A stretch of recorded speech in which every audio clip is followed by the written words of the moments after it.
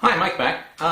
So with the fun new audio option that I discovered with my editing software, I kind of just want to use it to read other quotes and scenes from some of my other books in general. Like that robot voice I used in the last episode, that voice was pretty intense. I could use that to read my children's story, An Angry Earth.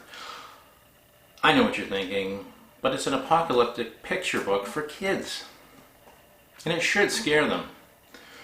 So here's a few lines from it in a much more authoritative voice than my own. There was a time when humanity thought the world rode on the back of a giant turtle who swam through the constellations. A metaphor which suggests the world is alive. And it is alive. Each species plays its part in sustaining our delicate ecosystem. You included. You. The most advanced of all life on Earth. Once upon a time, a rumbling from beneath the people's feet rose up and shook them about. They had never experienced such a rumbling.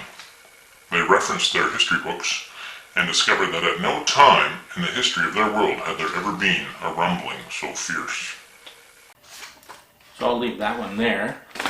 That'll probably sound pretty cool.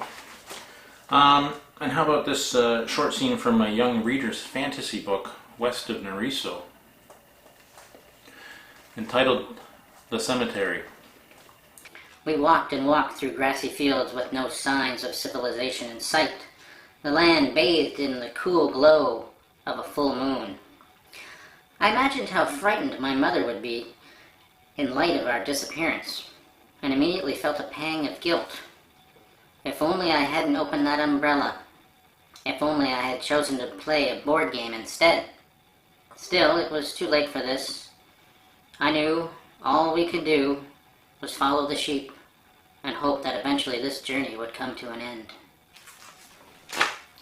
Next, let's do one from Waning Metaphorically. We're going to do Fear.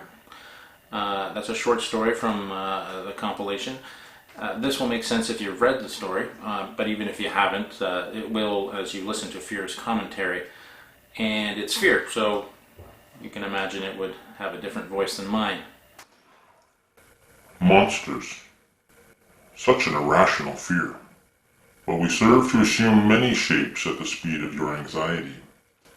We are not like love, anger, sadness, joy, or disgust. We are different than trust, anticipation, and surprise. We are much more sophisticated, unwilling to be categorized. We consider ourselves more a reaction than an emotion. But you forget, you imagined us. So that's Fear getting started. Super fun. Okay, anyways, I'll leave you with that. You can finish Fear if you buy the book, Waning Metaphorically.